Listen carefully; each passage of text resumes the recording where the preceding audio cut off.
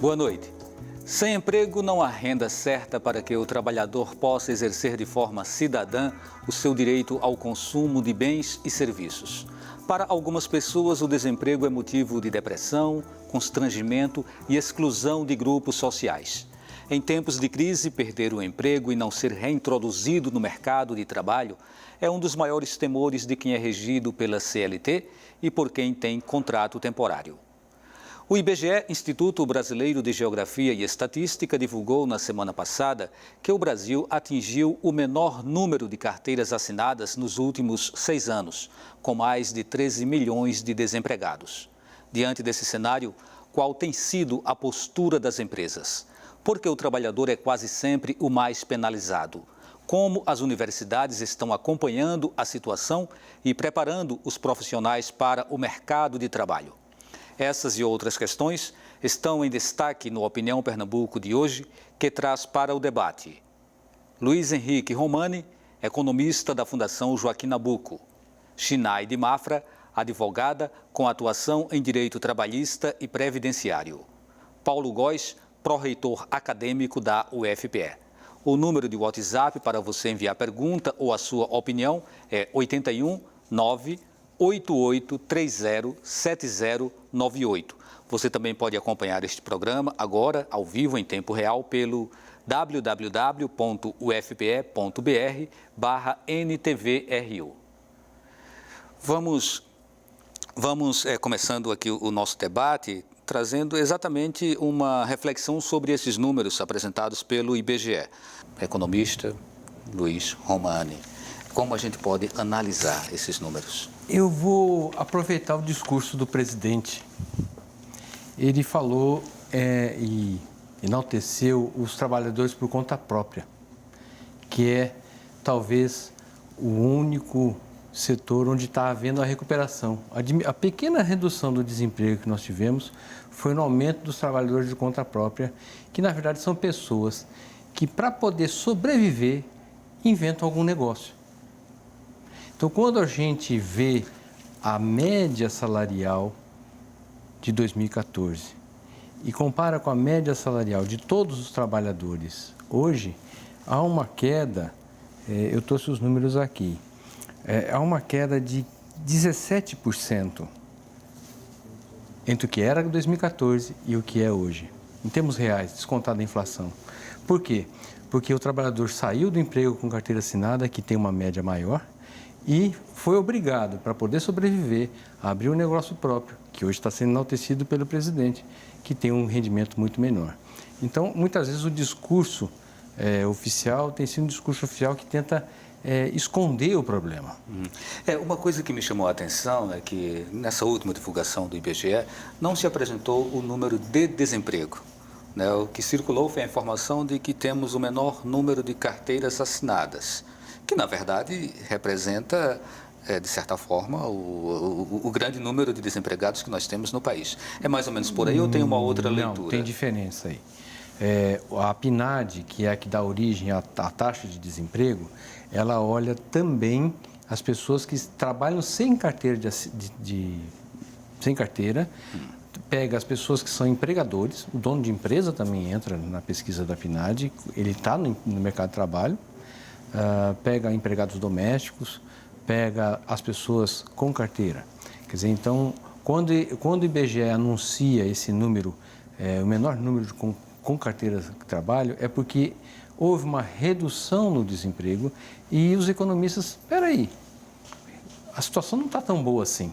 Só o presidente vê essa situação boa. Né? E aí a gente vai olhar melhor, porque as pessoas foram obrigadas a abrir negócios próprios, o bico, né? Você olha na rua, então, para o IBGE, aquela pessoa que está vendendo frutas na esquina, que aumentou bastante, essa pessoa ele é trabalhador por conta própria e ele está no mercado de trabalho como ocupado. Romani, a gente vai aprofundar essa questão dos números e também essa situação, né? Como está essa condição do trabalhador autônomo, né? biscaiteiro, né, aquele que faz esse bico, que tenta sobreviver de alguma forma. Ainda em termos gerais, quando a gente fala que o Brasil hoje ele tem em torno de 13 milhões de desempregados, não é? Esse é um número assustador. Esse número ele está vindo no crescente, a tendência no momento é de melhora. O que isso representa se fizer um comparativo com anos anteriores? Então tem essa questão que eu quero que você se posicione, mas para a gente poder dar uma andada aqui na mesa, eu vou passar inicialmente para a Schneide, para a advogada Schneide, e depois a gente chega em você para complementar essa informação. Pode ir pensando já aí. É com você, Schneide. Interessante, Valdir, e já tomando um pouco aqui também do que o professor Romani falou, a questão da mudança dos empregos. Então, a gente terminou tendo uma alteração das carteiras assinadas para o microempresário individual, que foi o que o presidente ressaltou agora, vocês, né? Empresários da própria vida, que não é vantagem absolutamente nenhuma, né? Eu deixar de ter uma carteira assinada com FGTS, com seguro-desemprego, para eu virar um MEI, que é o que tem acontecido muito com os pequenos, principalmente salão de beleza, o pessoal de uma renda mais baixa tem virado MEI. E uma tendência também com a reforma trabalhista é a pejotização. Então, as pessoas que têm uma renda salarial mais alta vão deixar de ser contratadas pelo vínculo normal de CLT e vão passar a ter uma pessoa jurídica, que também é um empresário. Mas, no final das contas, você não é empresário do seu negócio, é apenas um mascaramento da relação de emprego. E, puxando já para a alteração recente agora, quando foi elaborada a legislação trabalhista, em novembro do ano passado, ela entrou em vigor num sábado. Na segunda-feira foi editada a medida provisória 808, que estabelecia um abrandamento da legislação trabalhista, mas que caducou agora, dia 23 de abril. Ou seja, volta a valer absolutamente tudo. Então, posso ter contratos de trabalho de autônomo com exclusividade, o que é um absurdo. Como é que eu sou autônomo e presto serviços de forma exclusiva a Valdir, a Romani? Ou eu sou autônomo, ou eu sou seletista. Então, essas questões todas também vão alterar muito o mercado de trabalho. Porque a gente está tendo a migração da CLT, né, da carteira assinada, para a pejotização, para o MEI, que também é uma PJ. Então, isso também está influenciando. Os impactos da reforma trabalhista, né, o slogan do presidente de que seria um aumento dos empregos, não aconteceu. O primeiro trimestre foi muito ruim. Professor Paulo Góes, eu sei que o senhor não é economista, mas está numa função estratégica dentro da universidade, que é a função de pró-reitor acadêmico. Inicialmente, sem a gente entrar em muitos detalhes ainda sobre as estratégias, né, para a colocação desse mercado, eu queria saber qual é a sua visão sobre esse momento que a gente passa, né, um momento onde o desemprego ele é acentuado. Né, como o senhor vê isso como pró-reitor acadêmico, pertencendo a uma universidade que, de certa forma, tem o compromisso de colocar o egresso no mercado de trabalho? Boa noite, Valdir. Eu acho que é muito importante para a universidade a reflexão permanente sobre esses temas. De partida, nós temos trabalhado na universidade algumas vertentes, mas, sobretudo, um modelo de formação que nós denominamos de modelo de 3 Is. Uma formação de 3 Is, ela precisa estar baseada numa forte inovação que tem a interdisciplinaridade como carro-chefe, porque as nossas formações tradicionais, elas não resolveram alguns problemas importantes da humanidade. O I da integração com o mundo do trabalho, né?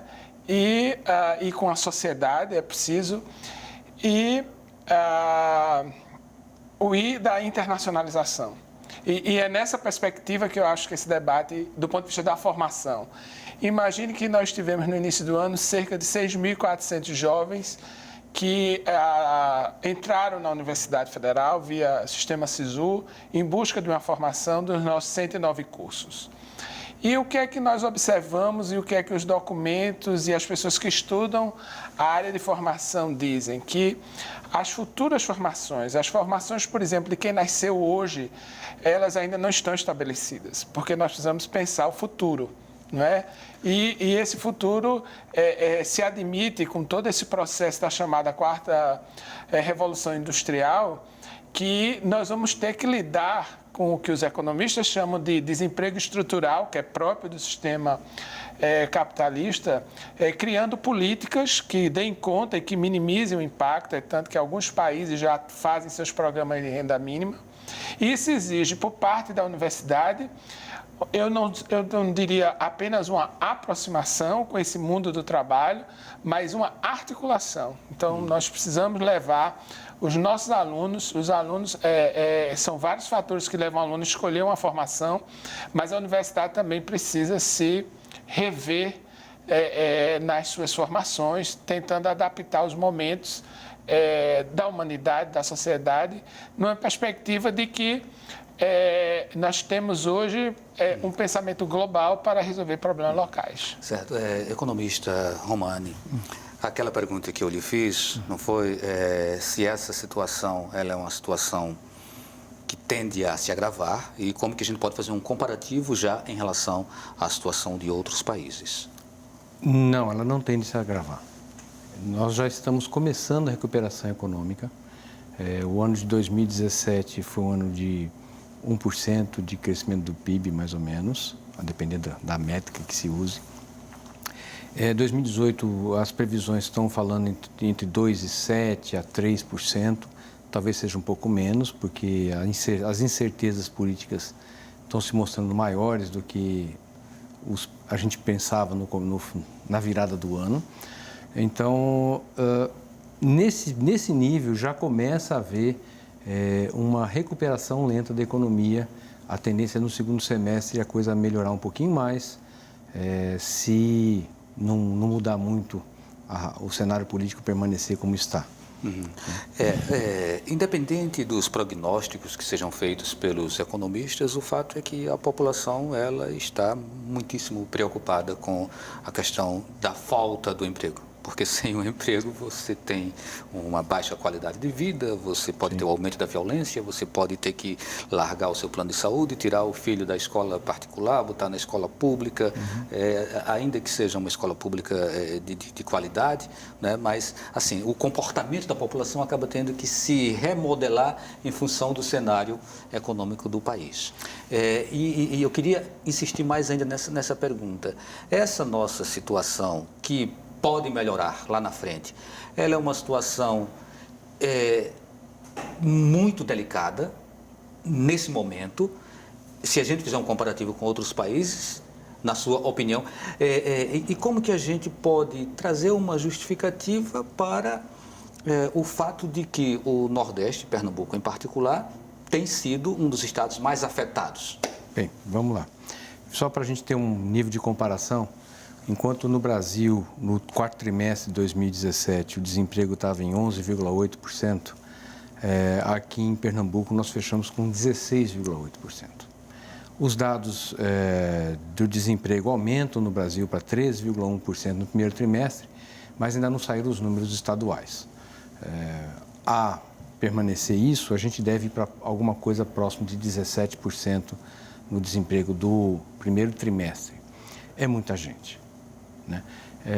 E quando a gente está falando desse desemprego está disseminado pelo estado todo, não é só um problema da região metropolitana, não. Ele também está no interior, tanto é que hoje, no Valor Econômico, foi noticiado uma pesquisa da LCA Consultores, mostrando que os índices de extrema pobreza no Nordeste voltaram a crescer assustadoramente em 2017. Quer dizer, então, isso tem reflexo por quê? A nossa economia é muito baseada na produção de produtos para consumo. Então, enquanto está esse desemprego alto, as empresas também não têm muito o que para quem vender. Então, é preciso que haja uma recuperação um pouco mais forte no resto do Brasil para que as empresas de Pernambuco consigam vender para outros estados. Pernambuco é superavitário com o resto, com a parte norte, nordeste e norte do Brasil. Quer dizer, quem está da Bahia para cima, nós somos superavitários. Então, é preciso que essa parte do Brasil volte a crescer e que a que está entrando, ainda está num processo, digamos, parou de diminuir. Ok, a gente faz um intervalo e a gente volta daqui a pouquinho falando sobre emprego e desemprego no Brasil.